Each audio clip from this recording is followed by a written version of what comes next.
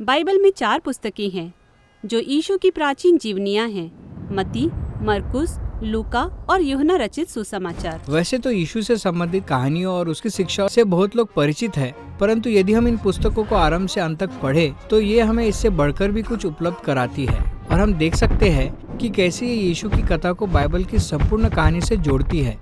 तो आइए बात करते हैं सुसमाचार को कैसे पढ़ना चाहिए। सबसे पहले इस शब्द सुसमाचार का क्या अर्थ है? इसका अर्थ है शुभ समाचार। तो अब सवाल उठता है, यह शुभ समाचार किस बारे में है? अब मरकुस के सुसमाचार में यीशु का प्रवेश यह घोषणा करते हुए होता है कि समय पूरा हुआ है, परमेश्वर का राज्य निकट आ गया है, मन फिराओ और सुसमाचार पर विश्वास करो। तो सुसमाचार परमेश्वर के राज्य के आने के बारे में है, पर इसका क्या अर्थ है? यह यीशु का तरीका है कि बाइबल की उस संपूर्ण कहानी को संक्षेप में बताए जो उसकी ओर ले जाती है। संपूर्ण कहानी? अच्छा, ठीक है, मुझे इसके बारे में बताइए। अब कहानी शुरू होती है जब परमेश्वर एक अच्छे संसार की रचना करते हैं और फिर मानवता को अपना प्रतिनिधि बनाकर उस संसार पर प्रभुता करने के लिए नियुक्त करते हैं। पर फिर मनुष्यों ने बार बार विद्रोह किया, जिसने उन्हें हिंसा और मृत्यु के संसार में धकेल दिया। यही तो समस्या है। परंतु परमेश्वर इस काम को पूरा करने के लिए वचनबद्ध है, इसलिए वह इस योजना को फिर से आरंभ करने के लिए अब्राहम और उसके परिवार को चुनते हैं। फिर परमेश्वर मूसा के माध्यम से परिवार को भरपूरी वाले स्थान में लाते हैं ताकि वह उनके द्वारा सभी जातियों को पुनः बहाल कर सके। बिल्कुल सही। इज़राइल ऐसा राज्य बनता है जहां दाऊद जैसे अद्भुत राजा हुए, पर अंत में इज़राइल भी विद्रोह करता है और यह उन्हें विनाश की ओर पहुंचा देता है। पर इज़राइल के भविष्यवक्ताओं ने कहा कि परमेश्वर हार मानने वाला नहीं है, वह स्वयं आकर इज़राइल को बहाल करेंगे ताकि उनका न्याय और शांति सभी जाति और समस्त सृष्टि में फैल सके। यही आशा परमेश्वर का राज्य कहलाती थी। और यीशु ने कहा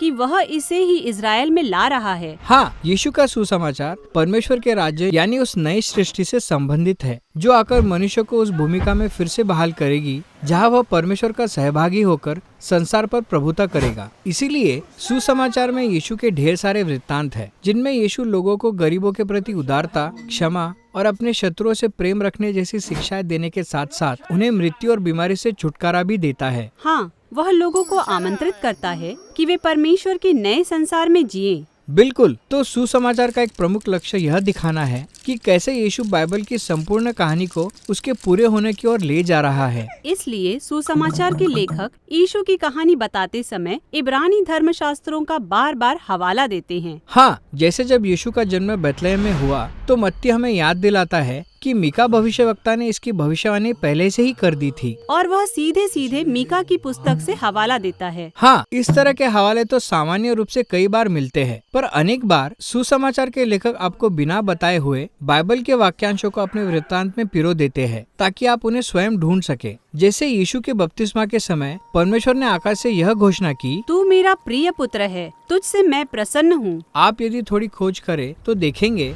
कि परमेश्वर की इस बात में बाइबल के 3 वाक्यांशों का सम्मिश्रण है जो यीशु की पहचान दाऊद के राज सिंहासन, अब्राहम के वंश और उस सेवक में कराते हैं जो अपने लोगों के पापों के लिए दुख उठाएगा। वाह, यह तो बहुत गूढ़ है। हाँ, सुसमाचार वृत्तांत प्रत्येक पृष्ठ पर ऐसा ही करते हैं। प्रत्येक पुस्तक निरंतर प्रदर्शित करती है कि कैसे बाइबल में अब्राहम और मूसा और दाऊद और सब भविष्यवक्ताओं की कहानियाँ सबकी सब यीशु ही की ओर इशारा करती है। हाँ, अब 4 अलग अलग वृत्तांत क्यों है? क्या एक पर्याप्त नहीं होता? इस विविधता का विशेष उद्देश्य है। चारों सुसमाचार के लेखकों ने यीशु संबंधी अपनी कहानियों को इस प्रकार से आकार दिया और व्यवस्थित किया है कि वे यीशु की अलग अलग विशेषताओं पर बल दे सके। मत्ती यीशु को मूसा से बढ़कर प्रस्तुत करता है और इसीलिए वह यीशु की शिक्षाओं को 5 बड़े भागों में विभाजित करता है, बिल्कुल मूसा की 5 पुस्तकों के समान जो तोरा कहलाती है। लूका यीशु को परमेश्वर की उस शाही सेवक के रूप में प्रस्तुत करता है जिसका वर्णन यशाया में दिया गया है, जो परमेश्वर की ज्योति को सभी जातियों तक लाता है। मरकुस यीशु को नए मनुष्यत्व के आरंभ के रूप में प्रस्तुत करता है जो परमेश्वर की नई सृष्टि के रहस्य को वर्तमान समय में प्रकट करता है। और यूहन्ना केंद्रित है यीशु के उस दावे पर कि वह यहोवा अर्थात इज़राइल का परमेश्वर है जो इसलिए मनुष्य बना ताकि हमारे लिए उस काम को कर सके जिस काम को हम अपने लिए कभी नहीं कर सकते थे। हाँ, ये सब वर्णन एक दूसरे से भिन्न हैं,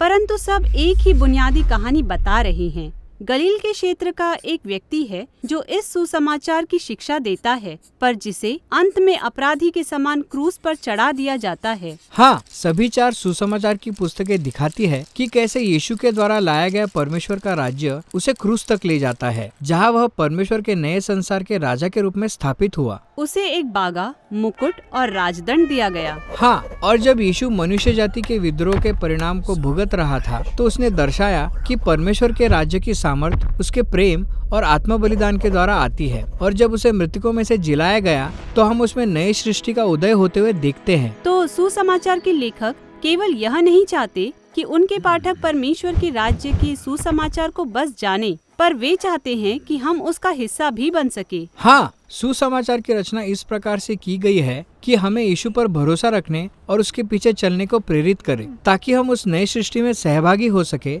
जिसे उसने आरंभ किया है।